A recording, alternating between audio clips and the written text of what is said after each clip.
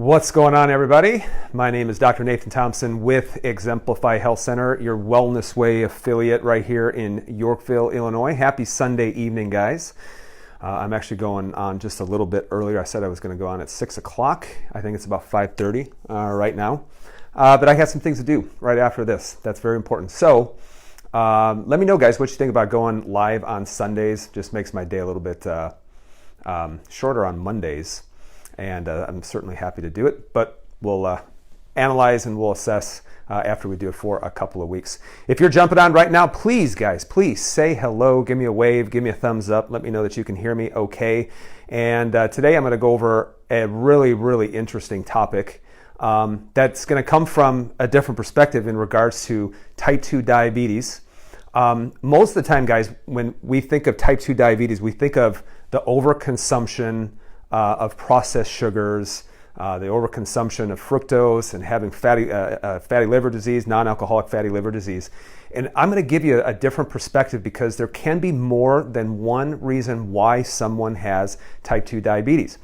This actually got me thinking a long time ago because I remember a patient said, hey, my husband has type 2 diabetes, but he runs 35 miles a week and he doesn't consume a lot of sugar, and he is really, he only weighs about 145 pounds and he's 5'10".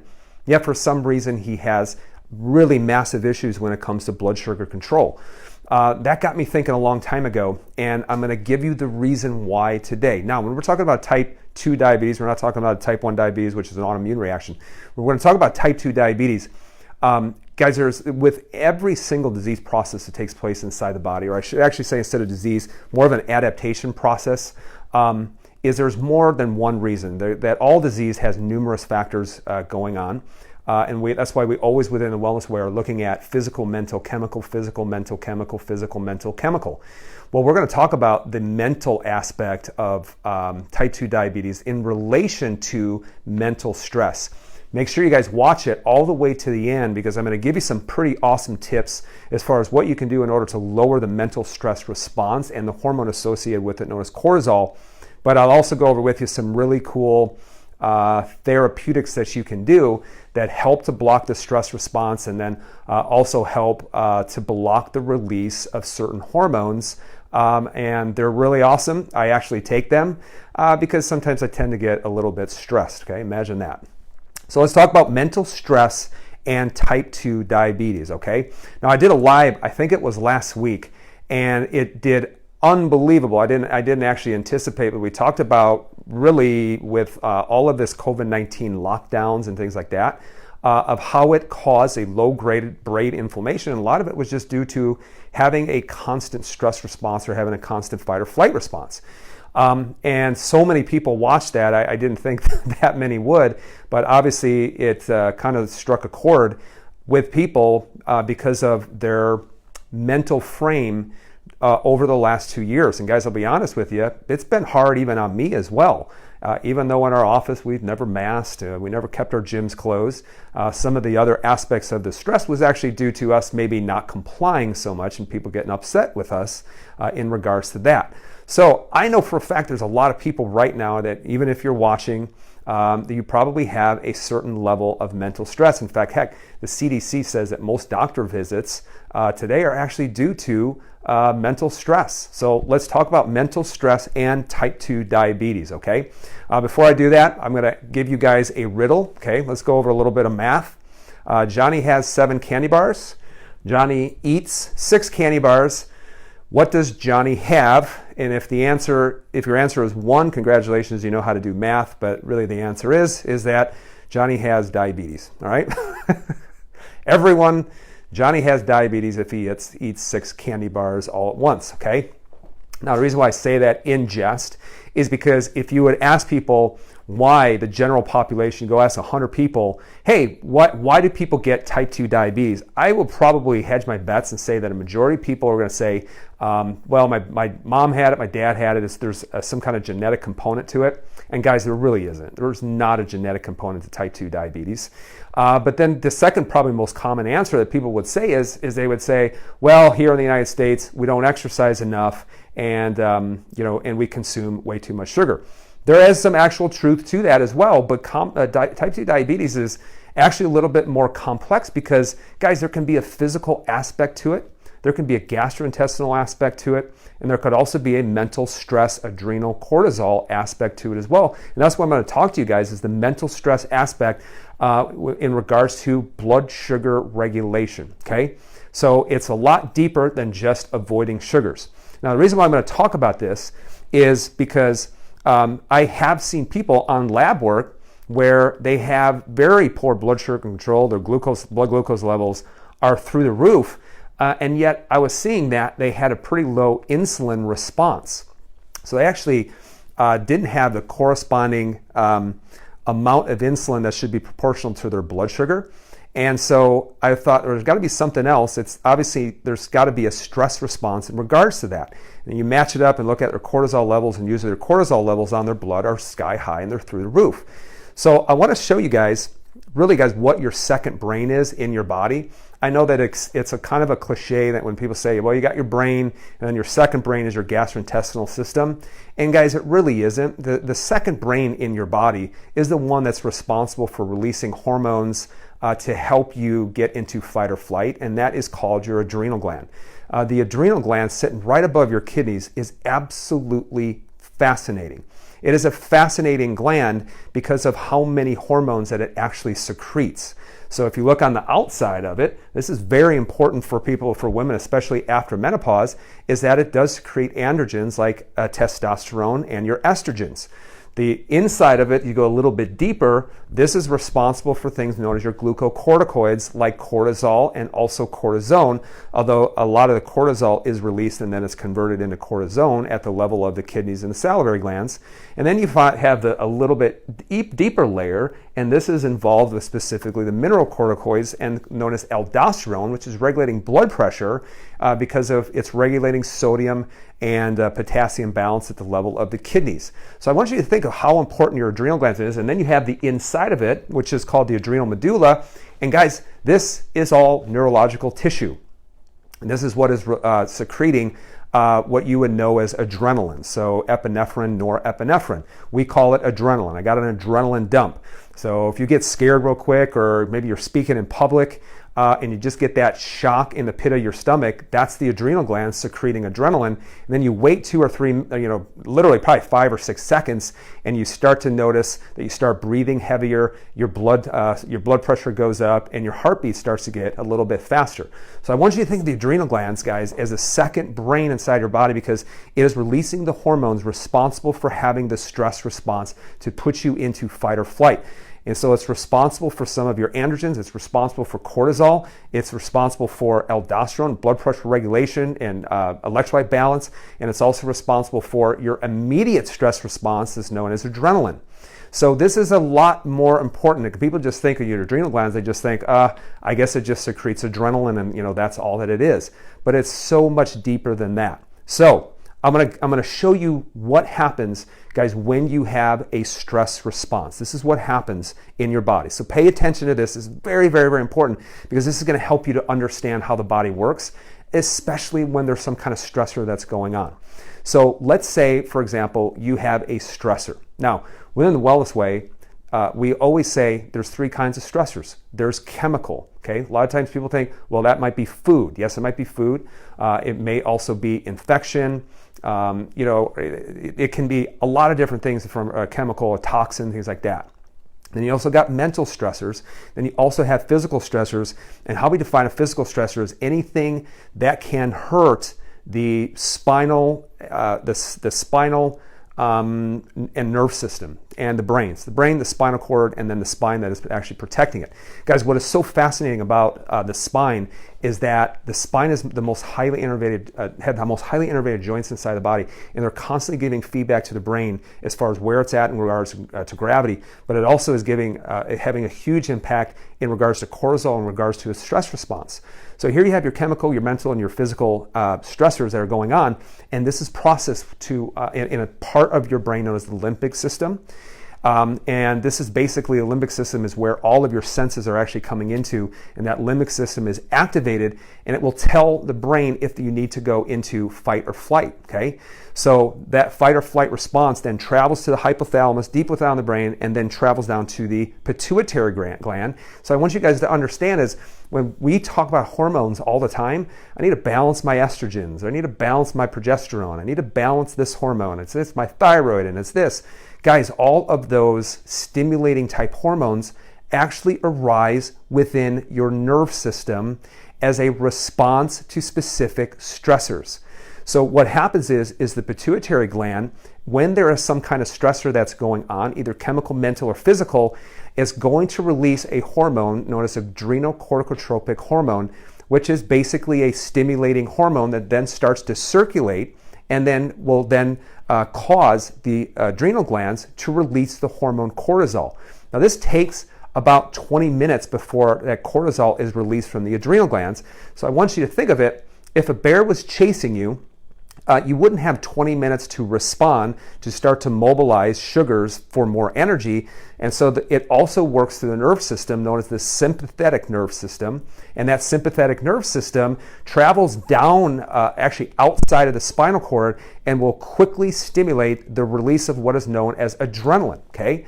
So it's going to release two hormones. Cortisol is one of them, which takes about 20 minutes before it starts to circulate. And then the one that happens very quickly is adrenaline. So those two hormones play a huge, huge, huge role. So here's what happens. Immediately, and then after 20 minutes, and then following, it can last for an hour, hour and a half to 2 hours. Here's what happens. It's going to start, now pay attention to this, mobilize blood sugar. It's going to cause constriction of your blood vessels, especially around the digestive system, also around the heart, any non-essential organ, to get you out of trouble. So all the blood then starts to get shunted within the extremities so that you can run higher, you can jump faster, you can pick up a car if you need to.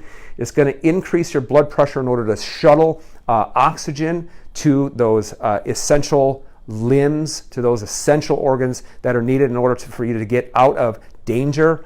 It's going to slow down your digestion. It's going to slow down your stomach acid. In fact, it will grind it to a halt. Guys, this is why one of the biggest things that can damage your digestive system, that can damage your stomach, that can cause really poor digestive system, eventually leading to things like food allergies, is actually having a chronic mental stress response. You're also going to get tightening of muscles too. So one of the things that's so fascinating is that when you are having a stress response, you go, actually the muscles, paraspinal muscles is what they're called, which are right below the skull, travel down the neck and then down the entire lower back, these long tight muscles. When you're under a stress response, these muscles will actually go and contract, and they will start to tighten, because what they're doing is they're hunkering down, getting ready for some kind of fight. This is why when people say, oh, I have such tight muscles when I'm stressed, or I have such tight muscles all the time, maybe it's my bed, maybe I just need to go get a massage. Actually what it is, it's usually a problem with spine, in relation to posture that you can easily see on the x-ray, but it also can be due to having a mental stress response. And then finally, here's what's so fascinating too, is that when you release specifically this right here, cortisol, guys, it's going to lower your immune response, especially your B lymphocytes and your T cells. So you mean to tell me if I'm chronically stressed, I'm a lot more likely to have a viral infection or to get sick? So you guys, I'm explaining to you something that you probably already know, is that when you are under an extreme amount of stress, yes, initially it actually will benefit you, but if that stressor never ever goes away, then it can do massive, massive amount of collateral damage in regards to your immune system and in regards to your immune system's ability to be able to fight some things off. Now, a lot of times, guys, we think, oh, those are all bad things, but let me tell you something, because the body never makes a mistake. It never does. And if you come from that perspective, that the body is never ever making a mistake, then you'll understand that maybe that is a good response that that's happening, because I'm going to give you an example. If I walk outside right now and I see a giant grizzly bear running after me, I better have this response right here. I better activate my sympathetic nervous system. I better start releasing adrenocorticotropin hormone. I better start releasing adrenaline, cortisol, and all of these things that are going to happen is I better start mobilizing blood sugar in order to have enough energy. I better actually stop my digestive system. I better start tightening my muscles to protect the spine and the nervous system. And actually, it's good that I have a lower immune response when this is happening. The reason why, guys, is because if I fell down and I sprained my ankle, I really don't want my ankle to swell up and get very inflamed. I want to actually keep running. So I don't want to have to put ice and an ACE bandage, which I don't recommend anyway, on it while the bear eats me for lunch.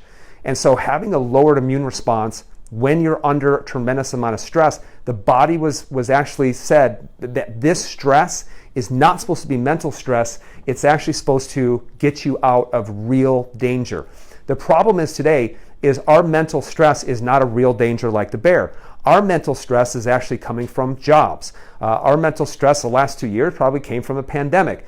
Mental stress coming from issues with the family. Mental stress in relation to financial issues, things like that. These aren't real threats to your immediate, to your immediate health, but these are some very real threats that you're perceiving within your brain that can have a long-term consequence if you don't start getting it under control. So here's what happens. Because remember I said it's going to start to mobilize your blood sugars. And I'm going to show you something absolutely fascinating in regards to blood sugars.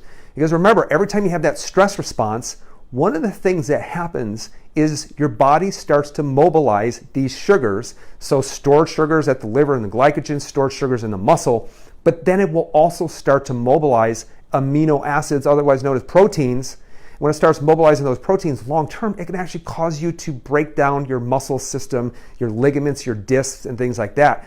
And believe me, I have experienced that for a whole entire year because I wouldn't listen to my body and I wouldn't listen to how stressed I was, not getting enough sleep and working out too much and elevating those cortisol levels long term. So here's what happens when you have this increased cortisol hormone long term. Number one, high brain levels of cortisol are going to impair your memory, okay? When people say, hey, I'm having issues with remembering things, I don't have this tip of the tongue awareness, I'm losing words, I'm not remembering things, I walk into a room, I can't remember why I was actually in there in the first place.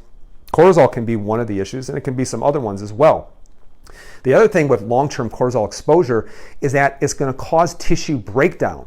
So remember, it will start to mobilize proteins and then take those proteins in something called gluconeogenesis in the liver, take those proteins and actually convert them into glucose to use as energy to help you get out of that stressful situation. So the problem is you do this long term and it will start breaking down your muscles, it will start to break down your connective tissue, and it will start to break down your bones. So what happens with long-term stress? You have weaker muscles, you have injured tissues, and you also have weaker bones, okay? Third thing is energy control. You're gonna have more glucose for energy, and what happens is this, I want you to pay attention to this, because the more that you are mobilizing sugars and then increasing your blood sugar, if you're constantly exposing those cells to more sugar, then what happens over time is you're going to have your insulin receptors, they'll start to get fatigued or they actually start down regulating so they don't respond to normal insulin levels, which means over time you have to start secreting more insulin. You're going to have a decreased adaptive immune system. I know I just talked about that, especially your B cells and your T cells, responsible for cancer, responsible for viral infections, and also for antibody production as well. In the liver, it's going to slow down detoxification, the removal of toxins, which can be things like hormones, it can be toxins, it can be medications, things like that. Here's, guys, what will perk up a lot of people's ears, because when I say excess cortisol, actually will cause excess fat to be stored around the hips, the thighs, and the waist, and it is the number one reason, guys, for stretch marks. I've been saying this for years, and everyone's like, oh, my stress isn't that bad. I guess it's not that bad. I can deal with it. And then when I say, hey, ladies, this causes stretch marks, because of how it breaks down the tissues, all of a sudden everybody's ears start to perk up. So it can cause long-term fat deposition, okay? Now we know this, that high cortisol, especially at night, if your circadian rhythm is off or you're stimulating cortisol production at night, which a lot of people, they get very sick. I tell them you shouldn't be exercising at night because that's when your cortisol level should be at its lowest, but it can impair sleep quality, which will then inhibit melatonin. We talked about this I think 2 weeks ago, about melatonin, actually last week, about melatonin and repair and how cortisol and melatonin are actually in opposition to one another. And then also with your sex hormones, lower progesterone, okay? So you have lower progesterone because when you have to make a lot of stress hormone in the form of cortisol, it will rob it from pregnenolone, which is a precursor to progesterone, which is why stress can be a major reason for first trimester having a miscarriage. It will also decrease your thyroid output. So remember, the body communicates with the hypothalamus and the thyroid and the adrenal glands. They work together, which means that the body is in a high amount of stress and high amount of cortisol, your body will then slow down its metabolism, which is why you're going to see higher levels of what's known as reverse T3 on a lab, which no one measures on a thyroid panel, and that means that there's an extreme amount of stress that's going on within the body. So it can decrease your thyroid output. Everyone thinks it's your thyroid or thyroid. In fact, I had a woman just the other day, she said, it's my thyroid, I don't feel good, it's my thyroid, it's my thyroid. I'm like, okay, let's test it. And it wasn't the thyroid. It was the fact that she had very, very high levels of cortisol. And actually one of the reasons why her cortisol levels were through the roof is because she didn't eat very much and she was in starvation mode. And you can see that by looking at a lab. And then it's also going to cause long-term a lot of gastrointestinal dysfunction, leading to eventually intestinal hyperpermeability of what a lot of you would call having a leaky gut, because you're never ever going to be breaking down your proteins the way that you're supposed to, okay? Now, I came across an article. This comes from the Journal of Clinical Endocrinology and Metabolism. So a lot of times, guys, people say, where'd you find that from? I say, well, I found it from PubMed, from the National Institute of Health, and you can look it up just as well. When they say, would you find it from Google? I said, well, actually, I use DuckDuckGo, but I know where you're going with that. But they had an absolutely fascinating article from just a couple of years ago, about 10 years ago, and it was called Cortisol is Negatively Associated with Insulin Sensitivity in Overweight Latino Youth. Now, I don't really care if it's Latinos, I don't care if it's African Americans, I don't care if it's Caucasian, Asian, whatever it might be, there's no really difference in regards to physiologically how we are functioning. So here's what they actually concluded. They said this: cortisol contributes to the reduction in insulin sensitivity at an early age in Latino children and adolescents. Specifically, cortisol is negatively associated with potential compensatory mechanisms for insulin resistance, such as increased beta cell function and increased insulin release to a glucose challenge. By exacerbating the progression toward insulin resistance in this population, the results underlying the relevance of glucocorticoid or cortisol reduction for the prevention of metabolic disease in Latino children and adolescents. So what are they saying here? It's a lot of fancy words. They're saying this: if you have a lot of cortisol due to whatever the response is, physical, chemical, mental, then what happens is you're going to start losing insulin sensitivity, which I just said, and it's actually now backed up by a peer-reviewed journal from 2010. So cortisol will play a huge role in your insulin sensitivity, leading to the progression of blood sugar, loss of blood sugar control, and then known as type 2 diabetes, okay? But here's what they actually said as well. In addition to nutrition and physical activity, research has started to include the role of the social environment. So now we're not just talking about diet and exercise. They're saying we should actually be looking at mental stress component of blood sugar control, particularly psychosocial stress on adiposity or body fat deposition and insulin resistance. The physiological stress response, listen to this, leads to the release of cortisol. We already went over that, a glucocorticoid from the adrenal glands.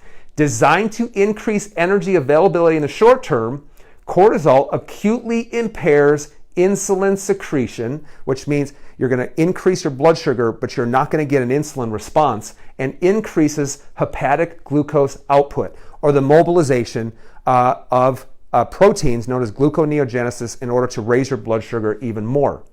An environment of prolonged cortisol exposure, i.e. chronic stress, exerts diabetogenic effects by interfering with insulin action on several different levels, including a direct inhibition of insulin secretion from the pancreatic B cells, which are the cells that release insulin, impaired insulin-mediated glucose uptake, and dispersion of the insulin signaling cascade in skeletal muscle. Okay? So right there, that is coming from physiology, and they're saying high amounts of stress basically are going to lead to type 2 diabetes. Okay? So what are the causes of people having insulin resistance? Guys, you should not be measuring your blood sugar. What you should be measuring instead is you should be measuring blood sugar. You should be measuring A1C. You should be measuring insulin. You should be measuring probably C-peptide as well. And you should also be measuring the cortisol response. You should be looking at cortisol levels in order to get a pretty clear picture as far as what is truly happening when it comes to having loss of blood sugar control. And how do you know if you've lost blood sugar control? Is if your blood sugar is creeping into the 90s and then eventually into the 100s, 120s, 130s, 140s. I've actually seen it up, at 350. And guys, we have gotten people's blood sugar down from 350 down to 150 in about 6 to 8 weeks. So it is possible if you can identify the reason why. So what are some of the causes of insulin resistance? How do you know if you have insulin resistance leading to type 2 diabetes? Well, if your insulin level, I would say, are at 15 or higher, you are losing insulin sensitivity. I've seen insulin levels really, really high at 80 or 90, and these people at that point are type 2 diabetics, leading to probably pancreatic burnout, pancreatic fatigue pretty quickly. But if you are measuring it and it is at 15, you are losing insulin sensitivity. This is something that I measure on myself twice a year. Last time that I checked my insulin levels, they were only at about 5, which means that I'm not stimulating much of a response to my blood sugar because I don't eat a whole heck of a lot of sugar, okay? So the thing that most people go to is processed sugars and high fructose corn syrup. And absolutely, that's probably the biggest contributor to having insulin resistance leading to type 2 diabetes. But guys, you also have to consider this. What are your stressors? Because we said there's a mental component to type 2 diabetes. There's also a chemical component to type 2 diabetes, especially having long-term chronic inflammation. And guys, there's even a physical component to type 2 diabetes. I'm going to give you a clinical example. I remember a woman came into my office, and she was a type 2 diabetic, and it was so bad, she was on about 12 units of insulin. So basically, she had severe pancreatic fatigue as well. And just the fact that we started adjusting her based off of x-ray measurements took her blood sugar from 250 to 150 within a week. And she said, "What kind of witchcraft are you doing on me?" And I said, well, what we did is we lowered a major physical stressor, which then the brain perceives as a threat that is going away, and we are lowering the stress response, guys. The biggest change that takes place when we are adjusting people isn't the resolution of pain, it is the resolution of the stress response. That is the biggest, most brilliant, most awesome thing that we do, which is why when people actually start getting adjusted, they're like, wait a second, why am I digesting better? Why am I sleeping better? Because we're helping them to get into rest and digest versus fight or flight. And then the third thing that you got to consider as well, guys, that probably you've never even heard of, is short chain fatty acids, which are basically the metabolites of the healthy bacteria within the colon. So this is why if you, sometimes even I'll do a stool test on people who are type 2 diabetes because they don't have a very healthy microbiome. Remember, chances are they don't have a healthy microbiome. They've eaten so much doggone sugar. They probably have high amounts of stress. They probably don't have enough stomach acid secretion. They probably have a lot of overgrowth of some bacteria that belong there but don't belong to be overgrown. Probably have a lot of yeast overgrowth, as well. And that's going to decrease short chain fatty acid production from the microbiome, and that short-chain fatty acid plays a role with the liver in blood sugar regulation. So guys, this is a sugar issue, this is a microbiome issue, this can be a spine issue, an inflammatory issue, and a mental stress issue. And now you guys know all the different things that can take place when it comes to the stress response and type 2 diabetes. Look at all the different potential things that we need to actually start working on, okay? So here's what you guys can do. This is what is in your control. Number one, get adjusted, okay? I get adjusted every 2 weeks. I don't feel like I even need it because I don't hurt or anything. I actually get adjusted in order to help with my stress response. So you are working with the spine in relation to the nerve system, the spinal cord, and then how it connects to the brain. Because remember, all of those stimulating hormones are arising within the hypothalamus and the pituitary gland. And when you have a stressed brain, you're going to have stressed hormones. Now, watch as well the duration of how you exercise. So watch how long you're exercising. So guys, I would actually say the people who exercise a lot, when I say watch how long you're exercising for me, I never ever go do anything that is a sustained effort more than 30 minutes once a week. That's it. Everything else, yesterday I did a workout, it was 10 minutes.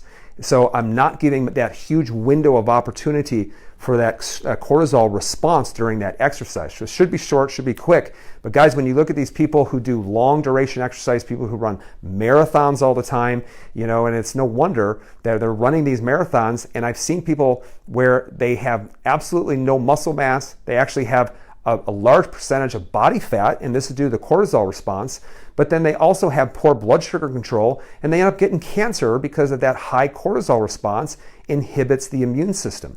So watch how long you're exercising from a duration wise. This is why weightlifting combined with high intensity, short functional training is so important. Gone are the days of going out and running for 45 or 50 minutes every single day. It will work temporarily, but you're going to put yourself in a really bad place if you do it chronically. Also, make sure you're getting 7 or 9 hours of sleep. If you're getting 3 or 4 hours of sleep, 5 hours of sleep, you're going to see chronic elevations of cortisol because it's that sleep that will lower the cortisol response, increase the melatonin response in order for tissue healing to take place. And then finally, you got to talk about supplements, okay? Now, I will take things in order to lower my stress response. I will tell you something, last 4 months have been very stressful for me. I'm not going to lie to you. Behind, having videos that gone viral, I never intended for those things, to happen. You got to deal with the positive, which are awesome, but there's also a lot of negatives with it as well. And so I will, full disclosure, I work on doing those things, but man, if there's something that's going to help dig me out of the hole and give me more of an advantage so I can protect my health, protect my mind, protect my body, doggone it, I am going to do it. So I'm going to talk to you real quick about things that you can do in order to help block that mental stress response. The first one is ashwagandha. I don't know if you guys have ever heard of that or not. It's one of my favorite. I actually take it every single day. But basically what ashwagandha does is it blocks the release of that adrenal corticotropin hormone at the pituitary gland. It blocks the release of it. And when that does that, it will lower a cortisol response. So it is actually there's no drugs that are in it. These are actually coming from plants, but they can block the stress response in order to try to lower that cortisol. This has been a life changer for some people. They're like, oh my gosh, it was like a brand new day when I started taking ashwagandha. I'm like, great. Keep using it until you can figure out what those stressors are and start working on your mental stressors as well. These other two work pretty similar, California poppy and kava. What these two do is they really do a great job of blocking the adrenaline response coming from your adrenal glands. Remember, the adrenal glands are what's going to elevate that blood pressure pretty quickly.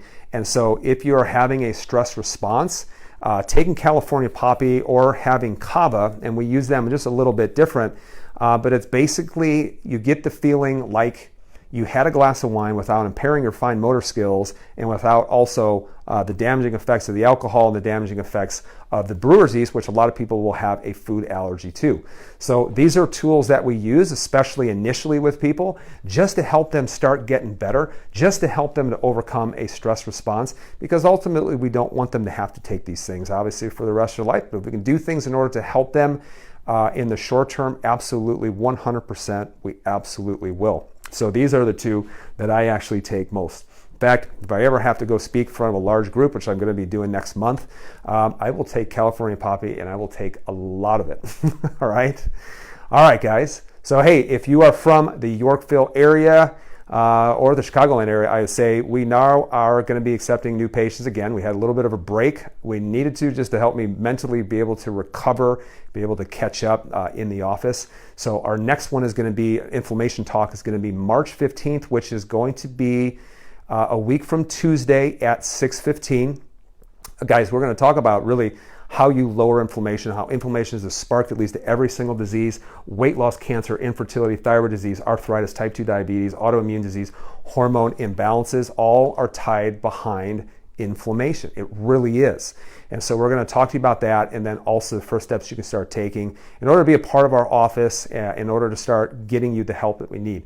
I know that we still have a lot of people who call in and who want help. I can only handle so many new patients every single month. And so even people from different parts of the country, other different countries as well, reach out and need help, guys. And if you do need help and you're not from the area, my remote consults are booked. They're full. So what you can do is you can go to www.thewellnessway.com. You can search for a provider. All of the providers are wonderful doctors, caring doctors, and you can find if there is a provider that's going to be close to you. And if it's not close to you, you can reach out to the Corporate Wellness Way and see if one of the doctors are willing to work with you remotely. So guys, if you're from the Yorkville area, go ahead and get registered for this March 15th, Tuesday, 6:15 p.m. Go ahead and you can go to the top of this page pinned and register via our Eventbrite page. Tickets are free for that. The only thing we ask is if you register, please show up, because we are limited to only 25 people at that event. So guys, I hope you guys have a great rest of your Sunday evening. I'm going to be headed to go work out with my wonderful wife, and I'm still really sore from my workout yesterday. But oh well, who cares? But I'm not going to go long. It's actually going to be weightlifting with a very short, intense workout right after that. So guys, I always appreciate you guys watching. Be well. Please share this video with other people, especially because type 2 diabetes is something that about 66% of our population is going to have to deal with at some point in their lives. So I hope you guys have a great Sunday. I hope you have a great start to your week. Be well, be blessed. We'll talk to you guys very soon.